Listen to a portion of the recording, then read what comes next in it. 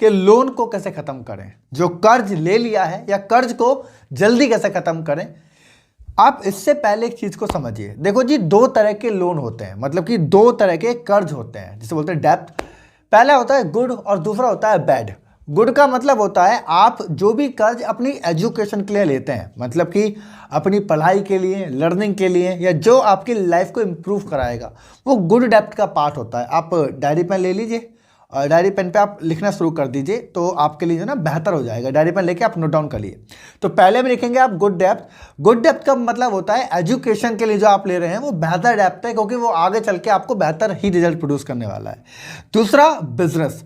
अगर आप कोई बिजनेस करते हैं, आपको लगता है कि भाई आपको 2 लाख रुपए की जरूरत है, और उस 2 लाख रुपए को जो अपने बिजनेस के अंदर लगाएंगे तो वो 2 लाख का 3 लाख बन जाएगा, तो इट इज गुड डेब्ट। ये आपके पैसे को बढ़ा रहा है। पहला वाला बुद्धि बढ़ा रहा है, ऑप्शंस ओपन कराएगा, और दूसरा वाला आपके पैसे को मल्टीप्लाई कर रहा है, ये आपके लिए बेहतर डेब्ट हो सकता है। तीसरा, जैसे कि लोग रियल एस्टेट में डेब्ट लेते हैं, मतलब कि घर आपके लिए कर्ज नहीं है। मैं आपको बता दूं, अगर आपने घर लिया हुआ है तो उसको कर्ज मत बोलिए, हालांकि उसको जल्दी पटा लीजिए, वो एक अलग ऑप्शन है, मैं आपको वही बता दूंगा कि अगर आपने कर्ज लिया जल्दी पटाने की सोचिए।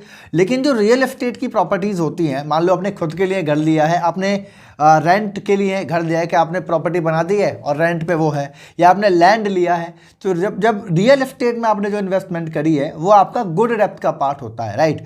इस तरह के डेब्ट जो आपके एसेट बनाते हैं, आपकी लर्निंग को बढ़ाते हैं, आपके पैसे को बढ़ाते हैं, वो गुड डेब्ट का पार्ट होता है।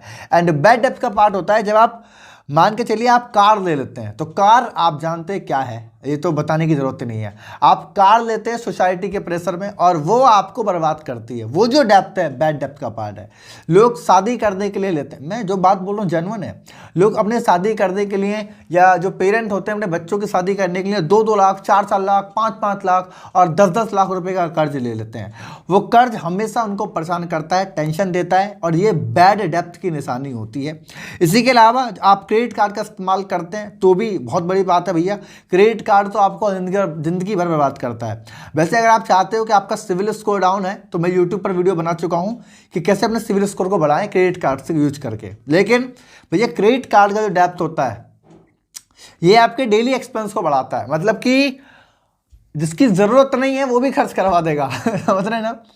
आप जीता जागता कर्ज अपने हाथ में लेके घूम रहे हैं, बस कार्ड स्वैप अप करना है और कर्ज आपके ऊपर 1 सेकंड में हो जाएगा। तो इस वीडियो के स्टार्टिंग में आपसे एक बात पहले कह देता हूं कि भैया बैड डेब्ट जो है, जो बुरा कर्ज है, इससे तो दूर ही रहे, इससे 100% दूर रहे, क्योंकि इसका कोई समाधान है नहीं।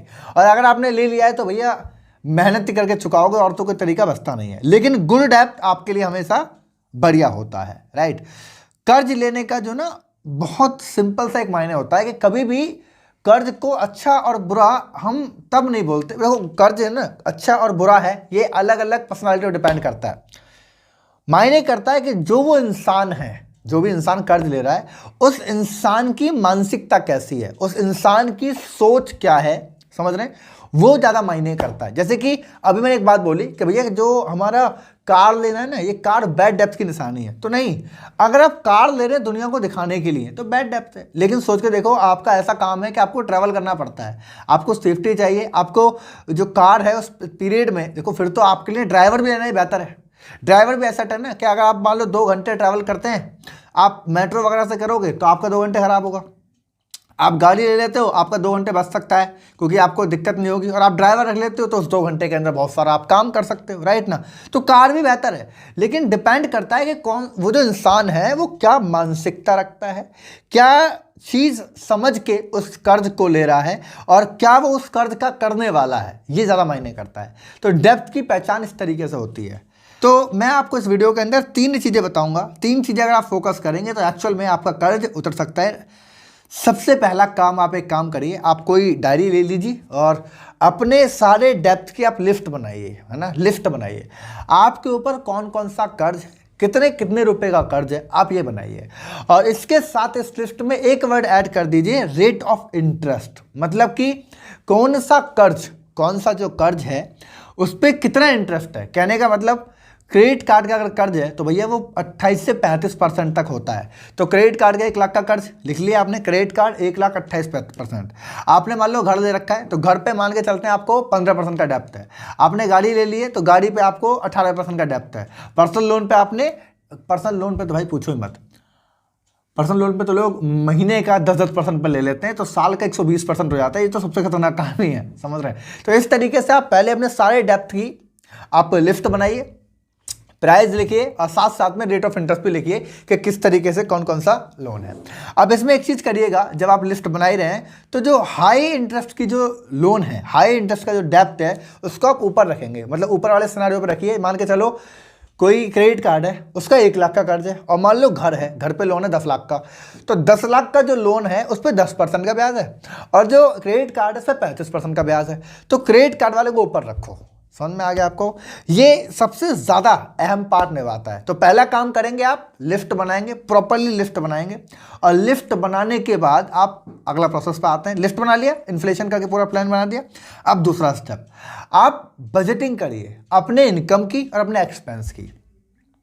ये मोस्ट इंपॉर्टेंट है। बजटिंग का मतलब होता है दोस्त कि जब आप बजट करते हैं अपने इनकम और एक्सपेंस की, मान के चलिए आप महीने का कमाते हैं 50,000 रुपये, राइट, और आपको जो देना होता है मान के चलिए 40,000 रुपये पे करना होता है। अब होता क्या है कि लोन आप नहीं दे पाते हैं, बिकॉज जो आप पैसा कमाते हैं आप ज़्यादा पैसा आपके पर्सनल खर्च में चला जाता है, आपको मालूम होगा। तो अगर आप अपनी सैलरी को मेंटेन नहीं कर पा रहे, आपके पास जो पैसा आ रहा है उसको आप बैलेंस नहीं कर पा रहे, तो इसके लिए आप मेरी एक वीडियो देखिए, मैं बटन पर लिंक दे रहा हूँ, कि आपकी जो मंथली इनकम आती है, सैलरी जो है या जो बिजनेस इनकम है, उसको आप कैसे बैलेंस करें। वैसे सिंपल रूल होता है 50%, 20% और 10% के 3 पार्ट होते हैं, लेकिन इसकी डिटेल वीडियो आप आई बटन पर लिंक है, जाके देख लो, डिस्क्रिप्शन में भी है, जाके देख सकते हो। उसके अंदर मैंने प्रॉपर्ली समझाया कि कैसे आप अपने फाइनेंस को मैनेज कर सकते हैं, ये बहुत ज़रूरी है। अब मान के चलो उसमें समझाया मैंने कि 50% जो पार्ट है वो आपके पर्सनल खर्चे में जाता है, जो जाना ही जाना नीड है, इसको आप रोक नहीं सकते। लेकिन बाकी 50% उसमें 20% इन्वेस्टमेंट का है, 10% एंजॉयमेंट का है, 10% सेल्फ लर्निंग का है, 10% एमरजेंसी फंड है, तो करीब 50% आपका बैकअप प्लान होता है। तो दोस्त एक बात समझिए, जब आपने एक्सपेंस की ये डेटा बना लिया है, आपने पूरा बजट बना लिया है, अब मान लेते हैं कि आप 50,000 महीने कमाते हैं और 25,000 रुपये तो आपका खर्च हो जाएगा आपके पर्सनल खर्चे में। लेकिन ये 25,000 रुपये जो आप फालतू खर्च कर रहे थे, जो आपको हर चीज़ पे डेटा बनाना पड़ेगा कि यहाँ खर्चा हो रहा है, यहाँ फालतू खर्चा हो रहा है, हर चीज़ को आप बैलेंस करना पड़ेगा। तो इस 25,000 रुपये को आप रीपे करेंगे अपने लोन को जल्दी से जल्दी। ये एक तरीका है जो ज़रूरी है। कमाई तो एकदम बढ़ नहीं रही, अगर वैसे मैं आपको बताऊंगा इस वीडियो में कि आप ये काम करेंगे तो पैसा कमा सकते हैं, बट हर काम के लिए टाइम लगता है, हर काम के लिए पेशेंस लगता है, बिजनेस आइडियाज होते हैं। लेकिन प्रेजेंट में जो टेंशन है ईएमआई की, ये तो भाई आप ही को मालूम है, इसकी तो टेंशन आप ही को है। तो उसके लिए आप एकदम कुछ नहीं कर सकते हैं, हालांकि टाइम निकाल के कर सकते हैं, बट एकदम तो कुछ नहीं है ना। तो एकदम तो बजटिंग ही कर सकते हैं और कुछ नहीं। पहले आपने लिस्टिंग करी हुई है, सारा का सारा कौन सा डेप्थ जल्दी उतारना है, और दूसरा आपने किया हुआ है एक्सपेंस बजट। जो 50% पैसा है, और हो सके तो खर्चे को थोड़ा और कम कर लीजिए, अगर पॉसिबल है तो डेप्थ को जल्दी पटाइए, इसके अलावा कोई और साधन है नहीं। तीसरा पॉइंट है चेंज योर क्वेश्चन। ज्यादातर लोग ये बोलते हैं भाई मैं कर्ज में हूं, मैं इतने कर्ज में क्यों हूं, मेरे ऊपर इतनी टेंशन क्यों है, या मेरी किस्मत ऐसे खराब क्यों है। इस क्वेश्चन को आपको ऐसे चेंज करना है, दोस्त मैं अपने कर्ज को जल्दी से जल्दी कैसे पटाऊं, ये ज्यादा मायने करता है, समझ रहे हैं। देखो थॉट प्रोसेस ये माइंड का खेल है। जो कर्ज ले लिया वो आपकी बेवकूफ़ी थी।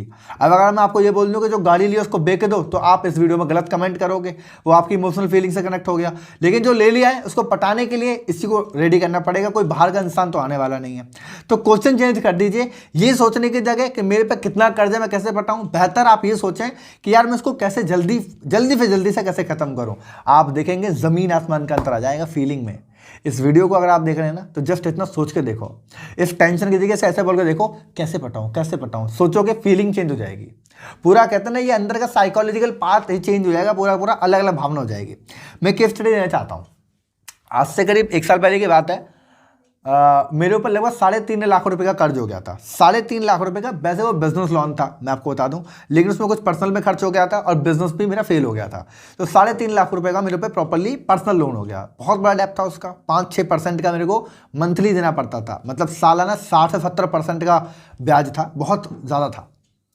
मैं बहुत परेशान रहने लगा। लगभग 2 से ढाई महीने एक्चुअल में मैं डिप्रेशन में रहा। 2 से ढाई महीने में क्योंकि देखो जब आपकी कमाई नहीं होती है ना, जब आपके पास पैसे नहीं होते, घर के खाने खर्चे के पैसे भी नहीं होते, तो 50,000 रुपये कर्ज ही बहुत ज़्यादा होता है। तो 3.5 लाख तो मिले, बहुत ज़्यादा था।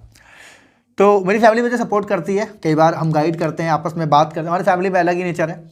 और मैंने डिस्कस किया कि यार जो ना हम ऐसा सोचने की जगह कि ये बहुत ज़्यादा कर्ज है, इसको पटाने की सोचते हैं।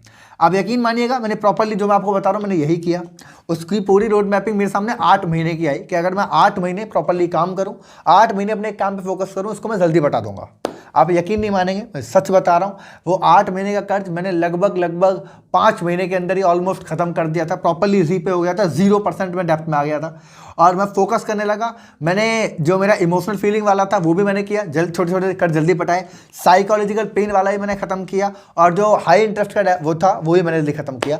मतलब 5 महीने के अंदर प्रॉपरली वो पूरा खत्म हो चुका है। आज भी बिजनेस को लेकर मैं अपने ऊपर डेप्थ लेता हूँ क्योंकि मुझे बिजनेस क्रिएट करने हैं, लेकिन आज मुझे प्रेशर नहीं होता बिकॉज मैं आज चीज़ों को एक्चुअली समझ चुका हूँ। राइट, ऐसे आप भी कर सकते हैं। तो दोस्त, कर्ज को आपको ही खत्म करना पड़ेगा, मेहनत आपको करनी पड़ेगी। इस दिमाग को चेंज करो, जो मैंने एक्शन प्लान बताया इसको समझो। अगर लोन लेने वाले हो तो गुड डेप्थ और बैड डेप्थ का अंदाजा लगाओ। बैड डेप्थ बिल्कुल मत लो, गुड डेप्थ अगर लेते हो तो उसको पटाने के लिए पूरी प्लानिंग कर लो। वीडियो अगर अच्छी लगी है तो आप सब्सक्राइब कर लो और लाइक कर दो। कॉमेंट आप जरूर करें मुझे, आप कॉमेंट में बताएं इस वीडियो में आपको क्या अच्छा लगा। अगर आप लास्ट तक आए तो एक कॉमेंट कर दीजिए, मेरे लिए बहुत ज़रूरी है। आपका कॉमेंट पढ़ के मुझे बड़ी एनर्जी मिलती है। तो आप बता दीजिए आपको वीडियो में क्या अच्छा लगा। साथ ही साथ अगर आप चाहते हैं कि मैं आपके टॉपिक के ऊपर वीडियो बनाऊं, कोई सवाल है जो आप मुझसे पूछना चाहते हैं या कोई चीज़ जो आप मुझसे सीखना चाहते हैं, मैं उसके ऊपर वीडियो बनाऊंगा, वो भी आप कमेंट कर दीजिए। चैनल को सब्सक्राइब नहीं किया है अभी तक तो भैया किस चीज़ का वेट कर रहे हो? अभी तक सब्सक्राइब करके नोटिफिकेशन को ऑन करिए ताकि एक भी वीडियो मिस ना हो। अगर आपको लगता है वीडियो शेयर करनी है तो शेयर करके हमारे परिवार को थोड़ा बढ़ा दीजिए। आपका उत्साह बढ़ जाएगा, हमारा परिवार बढ़ जाएगा। मिलेंगे अगले वीडियो में शानदार टॉपिक के साथ, तब तक के लिए wish you all the best.